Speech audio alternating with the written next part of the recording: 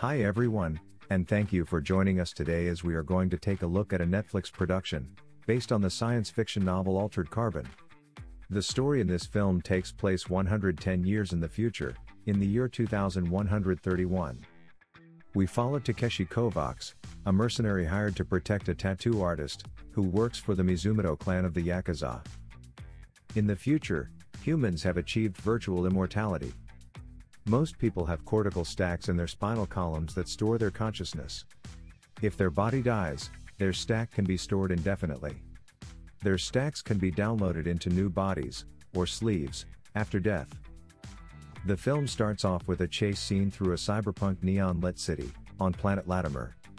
We see a young girl running through crowds of people, trying to escape from two men in black suits. She makes her way to a back alley and enters a nightclub, where she tries to push her way through the people on the dance floor, but the goons catch her anyway. The girl screams that she is done with the Mizumoto, and is going to leave the planet, but she barely gets to finish her sentence as a tech ninja violently murders one of the goons, by stabbing him with a double-edged sword through his throat, and the other goon who is after the girl meets the same fate just moments later. Meanwhile, on the other side of the club there is a guarded area, where we see a man's body being suspended in a liquid. It gets a stack inserted in its vertebrae and then a machine spits out the re-sleeved human who is our main protagonist, Takeshi Kovacs. As the girl is trying to make her way to the lab, she is caught up by one of the ninjas who murdered the Yakuza. Just seconds before he gets a chance to kill the girl, Kovacs tackles the ninja who then slowly backs away. Takeshi turns to the girl and we find out that her name is Holly Tagram. Kovacs then tells her to better go with him and reaches out to her. The next scene cuts to Kovacs, together with the girl, meeting a man in a virtual reality room. Holly is upset with the guy for breaking his promise to help her needle cast herself off planet to safety and yells at him. He is unfazed by this however and has her voice muted before turning to our main character, Takeshi. The man asks if our protagonist is pleased with the sleeve he has provided, explaining it to be the best available on Latimer. We learn that the man meeting with Takeshi is a Yakuza boss on Harlan's world named Mr. Tanaseda. Tanaseda wants Kovacs to investigate the Mizumoto clan and find out how his kid brother, who was the Kumiho of the clan, got killed.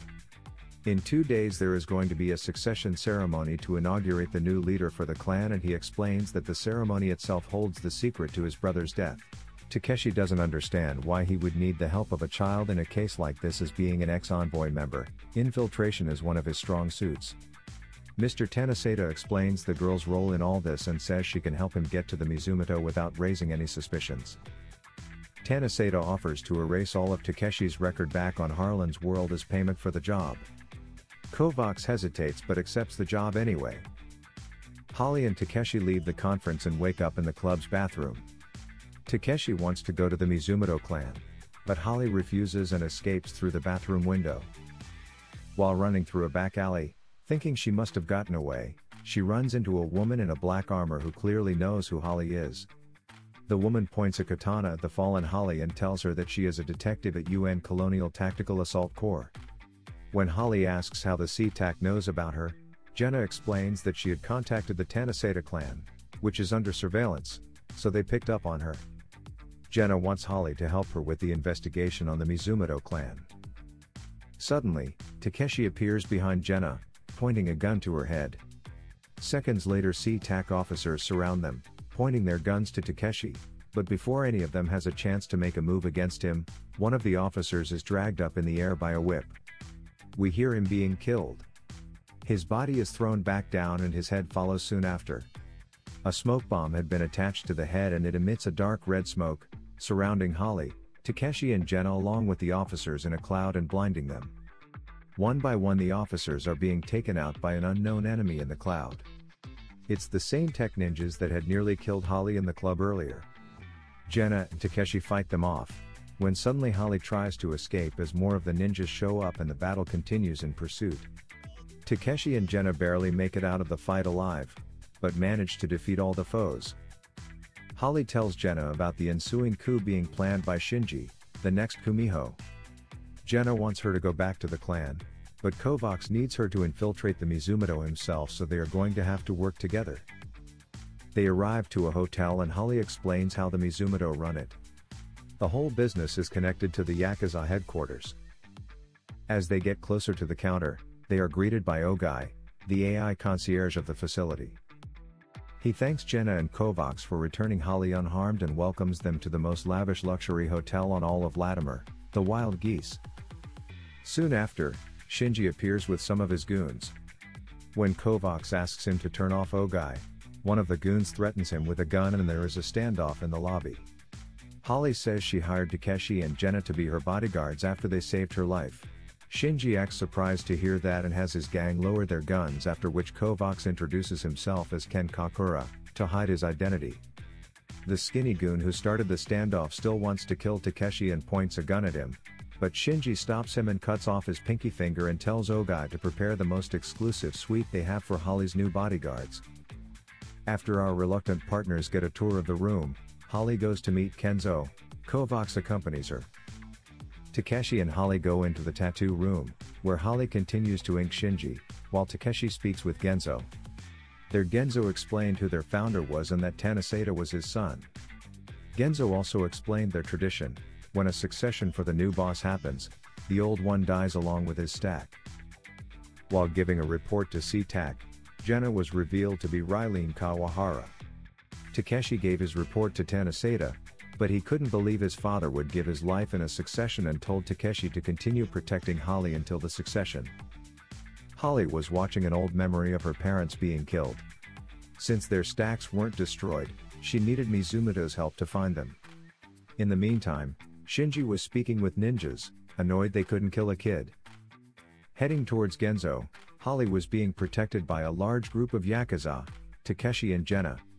On their way, they got attacked by two ninjas with bulletproof armors, who killed all the Yakuza and managed to stab Gina, before Takeshi and Gina killed them.